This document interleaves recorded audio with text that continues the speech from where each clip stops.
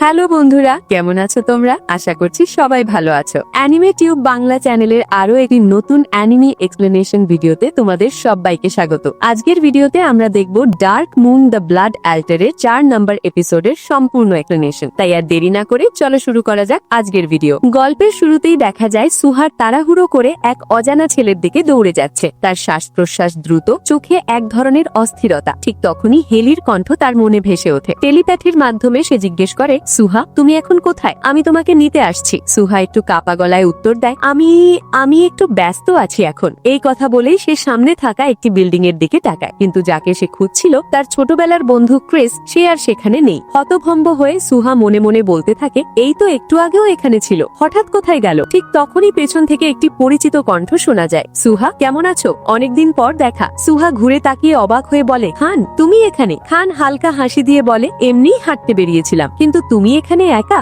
নাকি কারোর সাথে এসেছো? তার কথা শেষ হতেই হঠাৎ করে জাকা তাদের মাঝখানে এসে গম্ভীর গলায় বলে, সুহা আমার সাথে এসেছে, এতে কোনো সমস্যা আছে? খান একটু তীক্ষ্ণ দৃষ্টিতে তাকিয়ে বলে, সত্যি করে বলো তো, তোমরা কি শুধু দুজনেই এসেছো? জাকা বিরক্ত হয়ে বলে, আমরা কিভাবে আসবো সেটা তোমার জানার দরকার নেই। এই উত্তেজনাপূর্ণ মুহূর্তেই খানের বন্ধুরা সেখানে এসে জড়ো হয়, আর অন্য পাশ থেকে হেলি এবং তার বাকি বন্ধুরাও এসে হাজির হয়। দুই পক্ষ একে অপরের দিকে এমন ভাবে তাকিয়ে থাকে যেন আর একটু হলেই বড় ধরনের সংঘর্ষ শুরু হয়ে যাবে। কিন্তু হেলি পরিস্থিতি শান্ত করার চেষ্টা করে। সে দ্রুত সুহার কাছে গিয়ে উদ্বিগ্ন কণ্ঠে জিজ্ঞেস করে, তুমি ঠিক আছো তো? কোথাও আঘাত পেয়েছো? সুহা মাথা নেড়ে বলে, না আমি ঠিক আছি, আর আমাকে নিয়ে চিন্তা করার জন্য ধন্যবাদ। এই কথা শুনে খান জিজ্ঞেস করে, এখানে কি হয়েছে? সুহা একটু থেমে বলে, কিছুক্ষণ আগে একটা ভ্যাম্পায়ার হঠাৎ আমার উপর আক্রমণ করেছিল। এটা শুনে খান ও তার বন্ধুরা বিস্মিত হয়ে যায়। ভ্যাম্পায়ার? দিনের বেলায়? এটা কিভাবে সম্ভব? জাকা শান্তস্বরে বলে, ওগুলো নিয়ে ভাবার দরকার নেই, আমরা সবাই মিলে ওদের শেষ করে দিয়েছি। কিন্তু খানের রাগ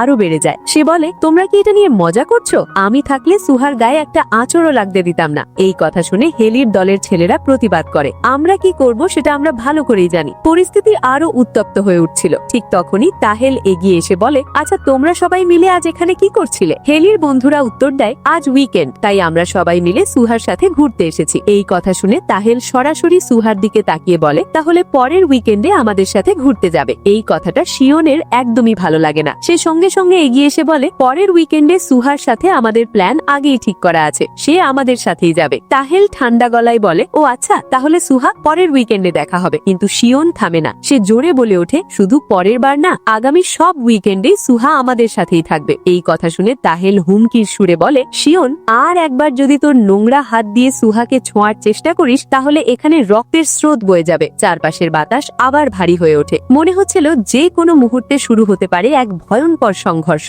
এই কথা বলার পরেই শিওন আর তাহেলের মধ্যে লড়াই শুরু হয়ে যায়। দুজনেই একে অপরকে কোঁচা দিতে দিতে এমন অবস্থায় পৌঁছালো যে পুরো পরিবেশটাই সিরিয়াস না হয়ে উল্টো বেশ মজারই হয়ে ওঠে। সত্যি বলতে এই মুহূর্তটা এতটাই হাস্যকর ছিল যে না হেসে থাকা কঠিন। ঝগড়ার মাঝেই শিওন হঠাৎ করে সুহার দিকে তাকিয়ে বলে, শুনো, 3 সপ্তাহ পর আমাদের একটা বার্থডে পার্টি আছে, তোমাকে কিন্তু অবশ্যই আসতে হবে। সুহা খুশি হয়ে হেসে বলে, অবশ্যই, কারো জন্মদিন হলে সেখানে না যাওয়া তো ঠিক না, আমি অবশ্যই আসবো। পাশ থেকে তাহেল ভ্রু কুচকে বলে, শিওন তুই আবার মেয়েটাকে বোকা বানানোর চেষ্টা করছিস তাই না? শিওন আত্মবিশ্বাসী ভঙ্গিতে উত্তর দেয়, বিশ্বাস না হলে তোরা নিজেরাই এসে দেখে যাস, আমার কোনো সমস্যা নেই। তাহেল আর নাজাক একসাথে বলে ওঠে, আমরা তোর ওই বাজে পার্টিতে কখনোই যাব না। এই সময় সুহা তাদের থামিয়ে নরম গলায় বলে, আমার মনে হয় আমরা যদি সবাই মিলে পার্টিটা উদযাপন করি তাহলে অনেক বেশি মজা হবে। সুহার কথা শুনে তাহেল আর নাজাক একে অপরের দিকে তাকিয়ে বলে, ঠিক আছে, তুমি যখন এত করে বলছো তখন আমরা আসবো। এরপর সিন পরিবর্তন হয়ে আমাদের রাতের ঝলমলে শহর, চারদিকে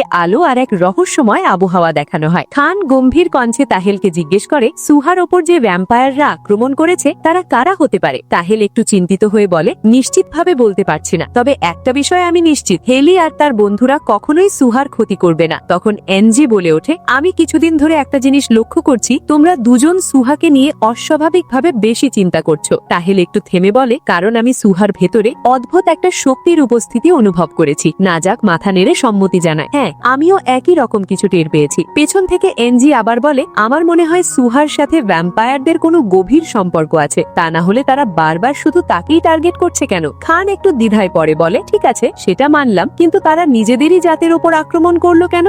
হেলি আর তার বন্ধুরাও তো ভ্যাম্পায়ার। এরপর দৃশ্য পরিবর্তন হয়ে আমাদের ডেসেলিস একাডেমি দেখানো হয়। সুহা একা বসে নিজের মনে ভাবছে, আজ যদি ক্রিস বেঁচে থাকতো তাহলে হয়তো ওই ছেলেটার মতোই হতো, কিন্তু ক্রিস তো অনেক আগেই ভ্যাম্পায়ারদের হাতে মারা গেছে। আর যদি সত্যিই সে ক্রিস হয়, তাহলে এতদিন আমার সাথে দেখা করতে আসেনি কেন? যাই হোক, এখন এসব ভেবে কোনো লাভ নেই। যদি সত্যি ক্রিস বেঁচে থাকে, সেটাই আমার জন্য সবচেয়ে বড় আনন্দ। এরপর গভীর ঘুমের মাঝেই যেন সুহা ধীরে ধীরে ভেসে যায় এক অচেনা জগতে, সমুদ্রের পার ঘেঁষে, যেখানে পূর্ণিমা চাঁদের মায়াবী আলো চারপাশকে রূপকথার মতো আলোকিত করে রেখেছে। সেই রূপালী আলোয় ভেসে স্বপ্নের মতো এক জায়গায় পৌঁছে যায় সুহা, যেখানে বাস্তব আর কল্পনার সীমারেখা যেন এক হয়ে গেছে। চাঁদের সেই রূপালী আলোয় ভেসে থাকা সমুদ্রের ধারে হঠাৎই সুহার চোখ পড়ে দূরে দাঁড়িয়ে থাকা ক্রিসের ওপর। মুহূর্তের মধ্যেই সে অবাক হয়ে উঠে দাঁড়ায় এবং কাঁপা কণ্ঠে ডেকে ওঠে, ক্রিস! তার কণ্ঠ শুনে ছেলেটা ধীরে ধীরে ফিরে তাকায়, ঠোঁটে একটা মৃদু হাসি, যেন বহুদিনের অপেক্ষার শেষ। এটা দেখেই সুহা আর নিজেকে সামলাতে পারে না। সে দৌড়ে তার কাছে গিয়ে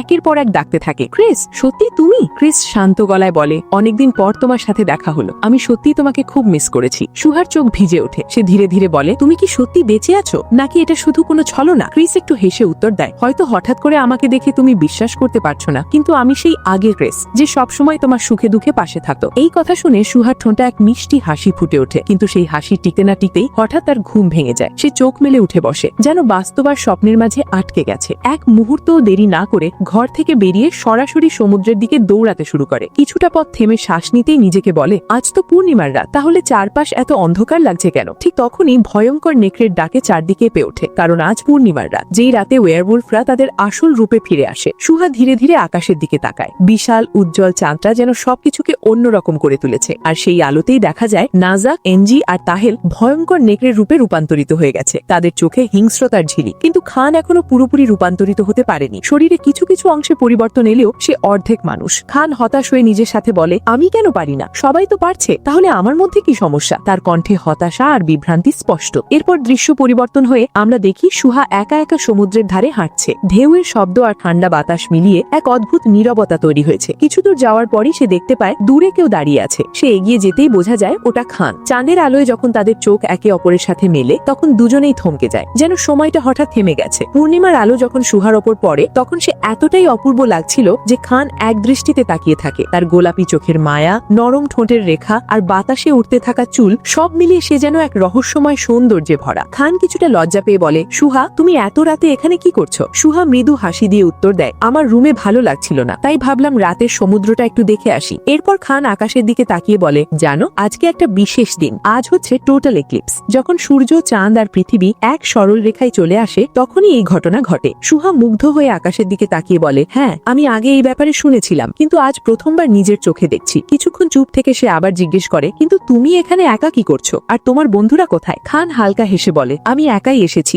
বাকিরা সবাই ঘুমাচ্ছে। ঠিক তখনই পেছনের জঙ্গল থেকে ভয়ঙ্কর নেকড়েদের গর্জন ভেসে আসে। শব্দটা এতটাই তীব্র যে চারপাশের নীরবতা কেঁপে ওঠে। খান মুহূর্তেই বুঝে যায় পরিস্থিতি বেশি সময় লুকিয়ে রাখা যাবে না, তাই সে দ্রুত সুহার দিকে তাকিয়ে বলে, চলো, আমি তোমাকে রুম পর্যন্ত পৌঁছে দেই। আজ যেভাবে ভ্যাম্পায়াররা তোমার উপর আক্রমণ করেছিল, এজন্য আমি তোমাকে নিয়ে একটু চিন্তায় আছি। সুহা মুচকি হেসে বলে, ধন্যবাদ। সত্যি বলতে আমিও একটু ভয় পাচ্ছিলাম। চারপাশে যেভাবে নেকড়েদের গর্জন শোনা যাচ্ছে। খান আশ্বস্ত করে বলে, ভয় পেও না, ওরা অবিনা কারণে মানুষের উপর আক্রমণ করে না। সুহা একটু ভেবে বলে, ঠিকই বলেছ, নেকড়েরা যেমন সহজে মানুষের ক্ষতি করে না, তেমনই কুলও থাকে। এই কথা শুনে খান একটু উজ্জ্বল হয়ে ওঠে। সে আগ্রহ নিয়ে জিজ্ঞেস করে, তাহলে তুমি নেকড়ে পছন্দ করো? সুহা হেসে বলে, হ্যাঁ, ওদের দেখতে অনেক সুন্দর লাগে, শরীরটাও নরম, কিন্তু যদি হঠাৎ সামনে চলে আসে, তাহলে আমি ভয় পেয়ে যাব। এই উত্তর শুনে খানের মুখের অভিব্যক্তি একটু বদলে যায়, যেন সুহার কাছ থেকে অন্য কিছুর আশা করেছিল, কিন্তু সেটা পায়নি। এরপর দৃশ্য পরিবর্তন হয়ে সরাসরি ডেসেলেস একাডেমিতে চলে যায়। নোয়া আর জাকা নিজেদের মধ্যে কিছু একটা নিয়ে আলোচনা করছিল। ঠিক তখনই শিয়ন ক্লান্ত মুখে বলে, আমি পুরো স্কুলে সুহাকে খুঁজে বেড়ালাম, কিন্তু কোথাও পেলাম না। আমি ওকে জন্মদিনের ইনভাইটেশন কার্ড দিতে চেয়েছিলাম। তখন জিনো একটু ভেবে বলে, আমার মনে হয় আমি জানি এই সময় সুহাকে কোথায় পাওয়া যাবে। এরপর সিন শিফট হয়ে আমাদের সরাসরি লাইব্রেরিতে নিয়ে যাওয়া হয়। সুহা বইয়ের তাকের সামনে দাঁড়িয়ে নিজের পছন্দের একটা বই খুঁজছিল। ঠিক তখনই পেছন থেকে হেলির কণ্ঠ ভেসে ওঠে, সুহা, তুমি এখানে? সুহা ফিরে তাকিয়ে হাসি দিয়ে বলে, হ্যাঁ, একটা বই নিতে এসেছি। আর তুমি এখানে কি করছো? হেলি হাতে থাকা বইটা দেখিয়ে বলে, আমি এটা ফেরত দিতে এসেছি। যেদিন তোমার সাথে প্রথম দেখা হয়েছিল,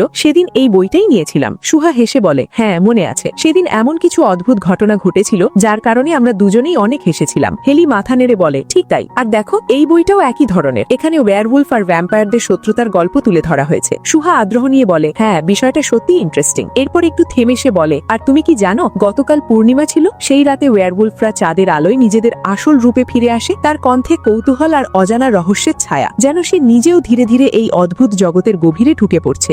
এই কথা শুনে হেলি একটু হেসে বলে, ও তাই না? তবে আমি শুনেছি পূর্ণিমার রাতে কোনো ওয়্যারউলফ যদি কোনো মেয়েকে দেখে ফেলে তাহলে সে মৃত্যুর আগ পর্যন্ত ওই মেয়েটাকেই ভালোবাসে। এই কথা শুনে সুহার চোখে এক অন্যরকম ঝিলিক দেখা দিল। সে যেন হঠাৎ করে অজানা কোনো অনুভূতির স্পর্শ পেল। হেলি আবার বলে, তবে একলিপ তো খুব কমই হয়, তাই আমার মনে হয় না কেউ এতদিন ভালোবাসার জন্য শুধু অপেক্ষা করে। সুহা হালকা মাথা নেড়ে বলে, তুমি ঠিকই বলেছ। আচ্ছা, তুমি কি কখনো এক্লিপস দেখেছো? হেলি মাথা নেড়ে উত্তর দেয়, না, যেদিন হয়েছিল আমি তখন রুমে ঘুমাচ্ছিলাম। আর তুমি কি দেখেছো? সুহা একটু হাসি দিয়ে বলে, হ্যাঁ, আমি সাগরের ধারে দেখেছিলাম। এটা শুনে হেলি অবাক হয়ে বলে, কি, তুমি মাঝরাতে সাগরের ধারে গিয়েছিলে? সুহা ব্যাখ্যা করে বলে, আসলে আমি শুধু একটু হাঁটতে গিয়েছিলাম আর ভেবেছিলাম পূর্ণিমার চাঁদ থাকবে, কিন্তু চারপাশে এত অন্ধকার ছিল যে আমি নিজেই অবাক হয়ে গিয়েছিলাম। তারপর হঠাৎ করেই খানের সাথে দেখা হয়ে যায়। আমরা একসাথে অনেকক্ষণ এক্লিপস নিয়ে কথা বলেছিলাম। এই কথা শুনে হেলির মুখটা হঠাৎ ফ্যাকাশে হয়ে গেল। সে ধীরে বলে, পূর্ণিমার রাতে তুমি খানের সাথে দেখা করেছিলে? সুহা একটু অবাক হয়ে বলে, হ্যাঁ, কেন, এতে কোনো সমস্যা আছে? হেলি তাড়াতাড়ি নিজেকে সামলে নিয়ে বলে, না না, কিছু না, তবে এরপর থেকে কোথাও গেলে আমাকে জানাবে, ঠিক আছে? সুহা কিছু না বলে চুপ করে মনে মনে ভাবতে থাকে।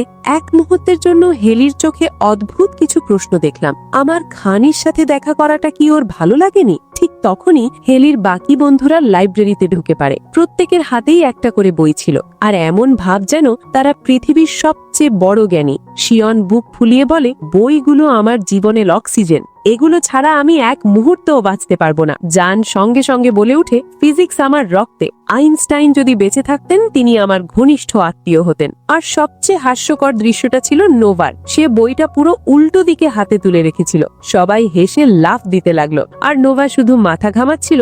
আমি ঠিকই ধরেছি, নিশ্চয়ই নতুন স্টাইল। এই দৃশ্যটা দেখেই সবাই উচ্ছ্বাসে ফেটে পড়ে। চারপাশটা মুহূর্তেই হালকা আর হাস্যকর হয়ে ওঠে। নোভা লাজুক ভাবে হেসে বলে, আমি কি সত্যি এমন করলাম? আর শিয়ন আবার বইটা ঠিকভাবে ধরার কৌশল শিখতে হাসি দিয়ে বোঝায়। আর সেই হাসির মধ্যেই 4 নম্বর এপিসোড শেষ হয়ে যায়। ভিডিওটি ভালো লেগে থাকলে অবশ্যই একটি লাইক দিও, বন্ধুদের সাথে শেয়ার করো, আর এমন দারুণ গল্প পেতে চ্যানেলটি সাবস্ক্রাইব করে বেল আইকনটি অন করে রাখো, যাতে পরবর্তী এপিসোড একদমই মিস না করো।